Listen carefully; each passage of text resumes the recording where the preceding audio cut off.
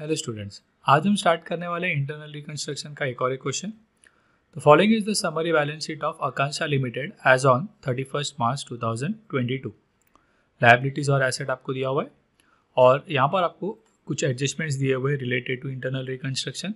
देखते हैं क्वेश्चन में पूछा गया है। तो यहाँ पर उन्होंने कहा पास journal entries without narration and prepare capital reduction account and notes on share capital in the books of Akanksha limited after reconstruction. मतलब बैलेंस शीट में आपको पूरा बैलेंस शीट नहीं पूछा है, उन्होंने आपको खाली शेयर कैपिटल का जो नोट्स टू अकाउंट होता है ओनली वही प्रिपेयर करने का है।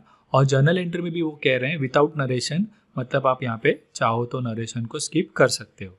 ठीक है, अब आपको यहाँ पे अलग अलग एडजस्टमेंट्स दिए हुए हैं। तो हमेशा की तरह मैं अभी आपको जर्नल एंट्री के साथ साथ पहले क्वेश्चन एक्सप्लेन एक एंट्री एक्सप्लेन करके उसकी जर्नल एंट्रीज बताता हूँ। ठीक है, तो शुरू करते हैं। पहले हम जर्नल एंट्री का फॉर्मेट ले लेते हैं। यहाँ पर कंपनी का नाम, journal, date, particulars, debit amount, credit amount, same way यहाँ पर भी।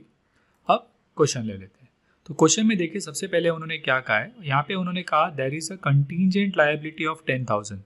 अब ये कंटीजेंट लायबिलिटी का हमें कुछ करना नहीं है अनलेस कि नीचे उन्होंने बोला है कि इसमें से कुछ पे करना है तो। ठीक है, तो ये आपकी कंटीजेंट लायबिलिटी बैलेंस शीट के नीचे बताई हुई है। उसके बाद उन्होंने कहा following is the scheme of internal reconstruction was approved by the court. पहला उन्होंने कहा 8% preference share to be reduced by 4 per share, मतलब आपको प्रेफरेंस शेयर को 4 रुपये से कम करना है पहले।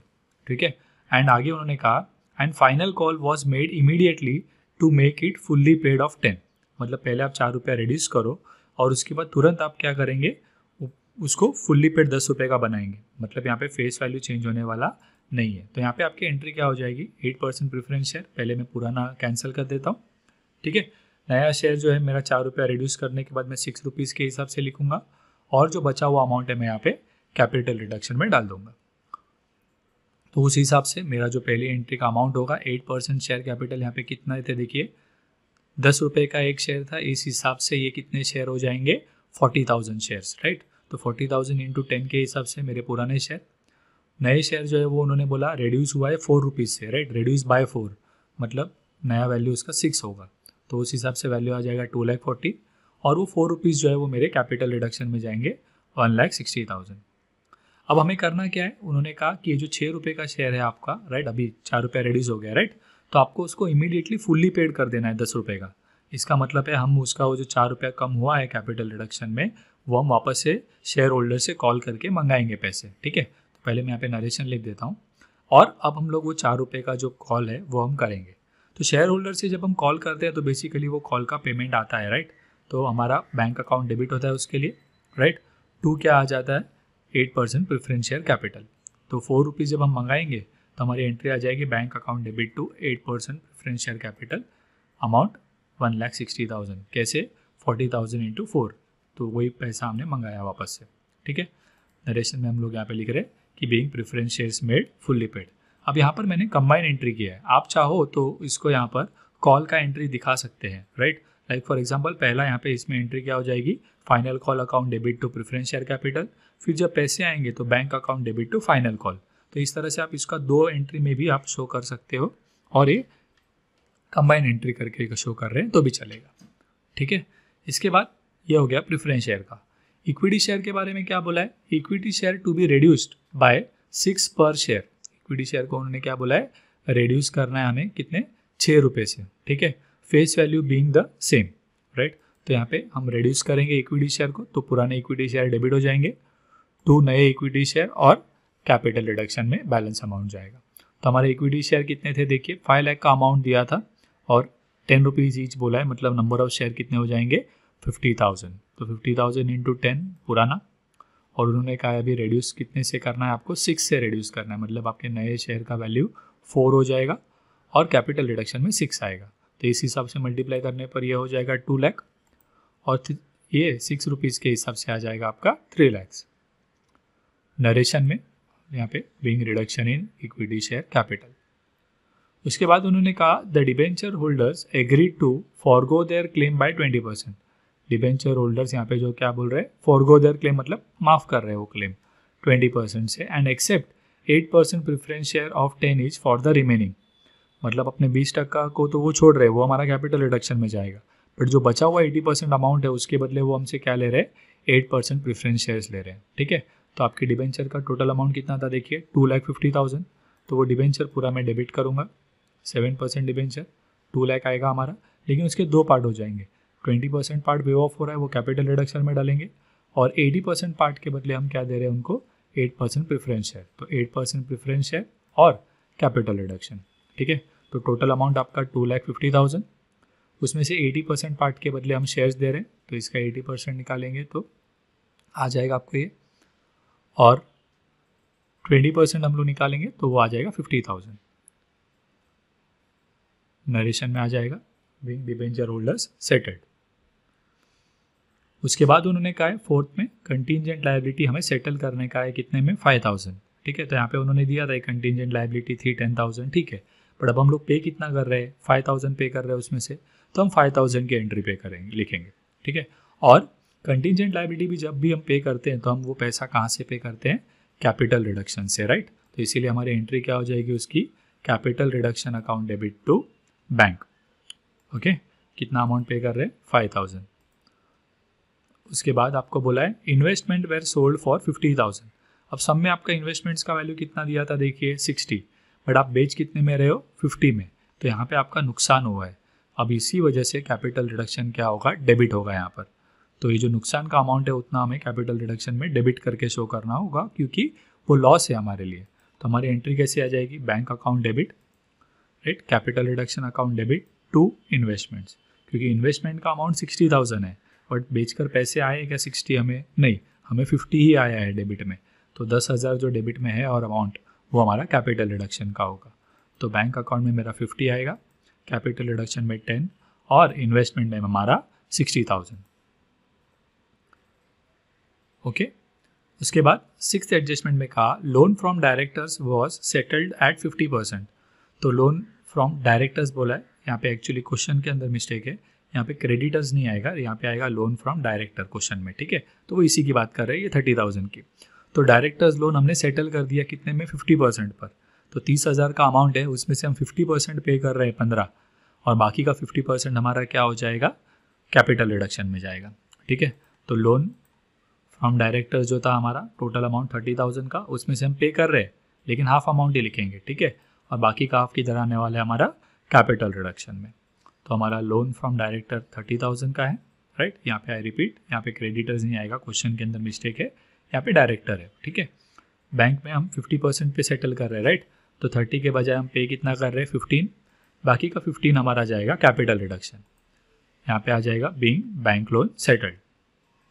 उसके बाद कहा है आपको tangible fix assets be revalued as building और इक्विपमेंट, दोनों का वैल्यू दिया हुआ है। तो बिल्डिंग का अगर हम बात करें तो यहाँ पे हम देख पाएंगे बिल्डिंग पहले कितना दिया था, 3 लाख, अभी कितना हो गया, 3,20,000, तो ये बढ़ गया है, राइट। तो ये कैपिटल रिडक्शन क्रेडिट होगा उसमें। और इक्विपमेंट की अगर हम बात करें तो 1,20,000 अभी हुआ है, पहले कितना था 1,30,000, तो इक्विपमेंट के केस में 10,000 रुपया क्या हो गया है, कम हो गया है। ओके, बिल्डिंग बढ़ा है, इक्विपमेंट का वैल्यू कम हो गया है। और उसके बाद उन्होंने कहा accumulated losses and intangible assets return of. ये मैं साथ में क्यों बोल रहा हूँ, बिकॉज अगर एसेट कम हुआ है तो इंटेंजिबल एसेट हम लोग रिटर्न ऑफ करते हैं वैसे भी, तो जो एसेट कम हुआ है वो तो उसके साथ ही कर देंगे। ठीक है, तो इक्विपमेंट का जो वैल्यू कम हुआ है वो हम ये जो एसेट्स रिटर्न ऑफ कर रहे हैं उसके साथ ही रिकॉर्ड कर लेंगे, बिकॉज दोनों में एंट्री क्या है, asset account debit to, sorry capital reduction account debit to asset है। ठीक है, बट बिल्डिंग के केस में खाली यहाँ पे क्या हुआ है, वैल्यू बढ़ गया आपका, 3 लाख था और अभी 3,20,000 हो गया है, तो 20,000 इंक्रीज हुआ है वहाँ पे। तो इंक्रीज होने से फ़ायदा होता है, तो कैपिटल रिडक्शन वहाँ पे क्रेडिट होगा, क्योंकि वो एक नॉमिनल अकाउंट का है। ठीक है, तो एंट्री हो जाएगी building account debit to capital reduction, कितने से इंक्रीज हुआ है, 20,000, हम लोग यहाँ पे लिख देते हैं। उसके बाद नेक्स्ट एंट्री आपकी जो आएगी वो भी इक्विपमेंट का जो आपको वैल्यू रिलेस हुआ है वो, और ये जो हम लोग एक्यूमुलेटेड लॉसेस और इंटेंजिबल एसेट्स को रिटर्न ऑफ कर रहे हैं उसकी एंट्री करेंगे। ठीक है, तो अभी यहाँ पर सबसे पहला अगेन इक्विपमेंट में देखिए पहले कितना दिया था 1,30,000, अभी कितना हो गया है 1,20,000, मतलब 10,000 कम हुआ है उसमें। तो मैं कैपिटल रिडक्शन पहले डेबिट करता हूँ और 1 बाय 1 मेरे इंटेंजिबल एसेट्स और इक्विपमेंट्स को यहाँ पे लिखता हूँ। तो पहले मैं इक्विपमेंट लिख रहा हूँ, फिर हमारे इंटेंजिबल एसेट में कौन से हैं, गुडविल और हमारा प्रॉफिट एंड लॉस। अब इंडिविजुअली पहले अमाउंट लिखेंगे, फिर कैपिटल रिडक्शन में टोटल अमाउंट लिख सकते हैं हम, राइट। तो इक्विपमेंट कितने से कम हुआ है आपका, राइट, वो पहले लिखना है आपको 10,000। गुडविल यहाँ पे पहले आ गया है, ठीक है। गुडविल कितना अमाउंट दिया आपको 1,50,000। प्रॉफिट एंड लॉस कितना दिया आपको 3,15,000।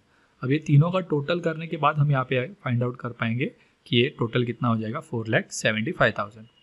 ओके, तो यहाँ पर हमारे सारे जो जर्नल एंट्रीज उन्होंने पास करने का है वो आ गए। अब हम लोगों का एक और एक जर्नल एंट्री होता है जो कैपिटल रिडक्शन क्लोज करने से हमें पता चलता है। तो अभी इसके लिए आगे मुझे पहले क्या करना होगा, कैपिटल रिडक्शन बनाना होगा। तो यहाँ पर मैं कैपिटल रिडक्शन अकाउंट बना लेता हूँ। तो ये इसका डेबिट साइड और क्रेडिट साइड, ठीक है। कैपिटल रिडक्शन में लिखना कैसे आपको, तो इसके लिए आपने जो भी अभी तक जर्नल एंट्रीज पास की है आप उसके हिसाब से एंट्री करेंगे। तो यहाँ पे देख पाएंगे आपने, ये देखिए मैंने आपके लिए एंट्रीज ले लिया। यहाँ पे पहले एंट्री में कैपिटल रिडक्शन क्रेडिट हुआ है, तो मैं उसके क्रेडिट में जाके क्या लिखता हूँ, डेबिट वाला आइटम यानी कि 8% प्रेफरेंस शेयर कैपिटल।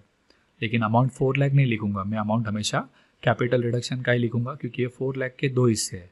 उसमें से कैपिटल रिडक्शन का कितना है 1,60,000। तो हम कैपिटल रिडक्शन के क्रेडिट में लिखेंगे 8% प्रेफरेंस शेयर, कितने अमाउंट का 1,60,000। सेम वे सेकेंड एंट्री में देखिए नहीं है कैपिटल रिडक्शन, तो ठीक है। थर्ड एंट्री में है कैपिटल रिडक्शन, यस क्रेडिट हुआ है, तो हम क्रेडिट साइड में लिखेंगे, लेजर में क्या लिखेंगे, तो इक्विटी शेयर कैपिटल, कितने अमाउंट का, तो 3 लाख, ठीक है। तो यहाँ पर एक क्रेडिट में लिख रहे हैं equity share capital amount 3 lakh. उसके बाद नेक्स्ट वाले एंट्री में देखिए again equity share capital credit हुआ है, तो उसके क्रेडिट में जाके क्या लिखना है आपको 7% डिबेंचर, कितने अमाउंट के लिए 50,000। ओके, तो यहाँ पर 50,000। उसके बाद नेक्स्ट एंट्री में देखिए कैपिटल रिडक्शन डेबिट हुआ है, तो उसके डेबिट में मुझे क्या लिखना होगा, बैंक, कितने अमाउंट के लिए 5,000। ओके, उसके बाद वाले एंट्री में यहाँ पे देखेंगे आप कैपिटल रिडक्शन डेबिट हुआ है, तो मैं डेबिट में क्या लिखूंगा, इन्वेस्टमेंट, लेकिन अमाउंट 10,000 लिखना है, ठीक है ना। So investment amount 10,000। उसके बाद लोन फ्रॉम डायरेक्टर में देखिए कैपिटल रिडक्शन आया, यहाँ पे क्रेडिट हुआ है, तो मुझे क्रेडिट साइड में लिखना होगा डायरेक्टर लोन करके कितना अमाउंट 15,000। ओके, उसके बाद नेक्स्ट वाले में कैपिटल रिडक्शन क्रेडिट हुआ है, तो मुझे क्रेडिट साइड में क्या लिखना है, बिल्डिंग अमाउंट 20,000। तो यहाँ पे बिल्डिंग 20,000।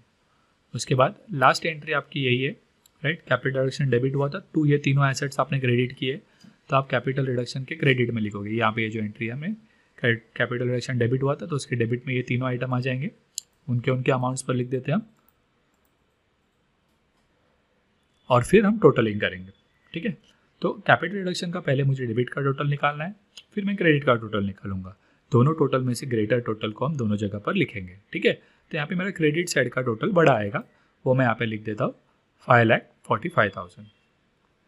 इसके बाद इसमें से मैं डेबिट का टोटल माइनस करूँगा, तो मुझे बैलेंस अमाउंट पता चलेगा 55,000। और क्योंकि ये कैपिटल रिडक्शन के डेबिट में आ रहा है, राइट, तो इसीलिए हम लोग इस बैलेंस को कहाँ ट्रांसफर करेंगे, कैपिटल रिजर्व में। और जर्नल एंट्री बन जाती है कैपिटल रिडक्शन के डेबिट में लिख रहे हैं हम, राइट, तो capital reduction debit to capital reserve, ये हमारी एंट्री बनेगी यहाँ पर, ठीक है। तो यहाँ पे हम लोग लिख देंगे नेक्स्ट एंड लास्ट एंट्री हमारी capital reduction account debit to capital reserve 55,000। Okay, तो यहाँ पर हमारे ये जर्नल एंट्रीज और साथ ही कैपिटल रिडक्शन अकाउंट कैसे बनाना है वो कंप्लीट हो जाता है। अब इसके साथ हम लोग आगे का पार्ट करते हैं, जहाँ पे हमें बैलेंस शीट तो पूरा नहीं बनाना था, लेकिन हम लोगों को यहाँ पर खाली क्या बोला था, नोट्स टू अकाउंट में ओनली शेयर का नोट बनाने के लिए, ठीक है ना, शेयर कैपिटल का। तो यहाँ पर मैं नोट्स टू बैलेंस शीट लेता हूँ, ये आप नहीं बनाएंगे, यहाँ पे मेरा फिक्स फॉर्मेट है इसीलिए यहाँ पे दिख रहा है। हम लोग कैपिटल रिडक्शन के बाद डायरेक्टली इतना सा पार्ट ही बनाएंगे, ठीक है। तो नोट्स टू अकाउंट में share capital, equity share capital, उसके अंदर आपके number of share subscribe fully paid ऐसे हेडिंग लिखते हैं हम। अब हमारे नंबर ऑफ शेयर्स है कितने, तो उसके लिए क्या करना है, शेयर का क्वेश्चन देखिए आपका, राइट। अब वो क्वेश्चन के अंदर आपको बैलेंस शीट में पहले शेयर कैपिटल कितना दिया था, equity share capital, preference share capital, वो पहले निकालना है, ठीक है ना, राइट। तो उसमें अगर हम देखें तो इक्विटी शेयर कैपिटल की बात कर रहे हैं हम, राइट। तो हमारा टोटल नंबर ऑफ शेयर्स कितना था पहले, equity share capital 50,000 shares into 10 थे, बराबर है। बैलेंस शीट में 5 लाख का, वो यहाँ पे डेबिट हुआ तो वो कैंसिल हो गया। फिर आपका एक इक्विटी शेयर बच रहा है यहाँ पे कितना, 2 लाख। उसके अलावा और कहीं पर इक्विटी शेयर कैपिटल आया है क्या आपको, तो और कहीं पर भी इक्विटी शेयर कैपिटल नहीं है, राइट। तो ये एक ही इक्विटी शेयर कैपिटल आएगा आपका कितना, 2 लाख का। तो यहाँ पे हम लिख देते हैं 2 लाख और एक शेयर 4 रुपीज़ का है, तो उसके हिसाब से आपके 50,000 शेयर्स। रही बात नेक्स्ट प्रेफरेंस शेयर्स की, तो उसका भी अमाउंट निकालने के लिए जनरल एंट्री देखिए, पहले बैलेंस शीट में आपको प्रेफरेंस शेयर कैपिटल 4 लाख का दिया था, यहाँ पे वो डेबिट हुआ है तो वो माइनस हो जाएगा 4 लाख। फिर यहाँ पे 2,40,000 क्रेडिट हुआ है तो ये प्लस करेंगे 2,40,000। फिर और कहीं पर प्रेफरेंस शेयर आया है क्या, तो हाँ यहाँ पे देखिए वापस से क्रेडिट हुआ है तो ये भी प्लस करेंगे 1,60,000। उसके बाद यहाँ पे भी देखिए हमने डिबेंचर होल्डर्स को प्रेफरेंस शेयर्स दिए थे, राइट, 2 लाख के, यहाँ पे भी क्रेडिट हुआ था तो ये भी क्या हो जाएगा, प्लस होगा, राइट। जहाँ जहाँ पे बैलेंस शीट का कोई भी आइटम फाइंड करना है आपको, तो अगर वो लायबिलिटी है तो उस लायबिलिटी का बैलेंस शीट में से पहले वैल्यू लीजिए, उसके बाद अगर वो जर्नल एंट्री में डेबिट हुआ है तो वो माइनस होगा, क्रेडिट हुआ है तो वो प्लस होगा। ये हमने ऑलरेडी पहले वाले सब क्वेश्चंस में बैलेंस शीट पूरा जब बना रहे हम तब हमने देखा है, ठीक है ना। तो वो करने के बाद ये 2 लाख भी आपको ऐड करना है, इसके बाद और कहीं पर प्रेफरेंस शेयर आया नहीं है, तो आपका प्रेफरेंस शेयर का टोटल कितना होने वाला है, राइट, 2,40,000 प्लस 1,60,000 और ये 2 लाख, ओके। तो टोटल अमाउंट जो है वो हमें यहाँ पे लिख देना है, राइट, 6 लाख। और टोटल हमारा जो इक्विटी शेयर और प्रेफरेंस शेयर मिलाएंगे तो वो टोटल आ जाएगा आपका 8 लाख। तो इस क्वेश्चन के अंदर आपको पूरा बैलेंस शीट तो बनाने के लिए कहा नहीं था, लेकिन आपको ओनली क्या प्रिपेयर करने के लिए बोला था, शेयर कैपिटल का नोट, जो हमने प्रिपेयर कर दिया है। तो इसी के साथ साथ ये क्वेश्चन जो है वो हमारा कंप्लीट हो जाता है। स्टूडेंट्स, इसी तरह के लेक्चर्स के लिए हमारे चैनल को सब्सक्राइब करें, और अगर आपको हमारे लेक्चर्स पसंद आते हैं तो हमारे वीडियोस को लाइक और कमेंट ज़रूर करें, और इन लेक्चर्स को अपने फ्रेंड्स के साथ शेयर करना ना भूलें। Thank you.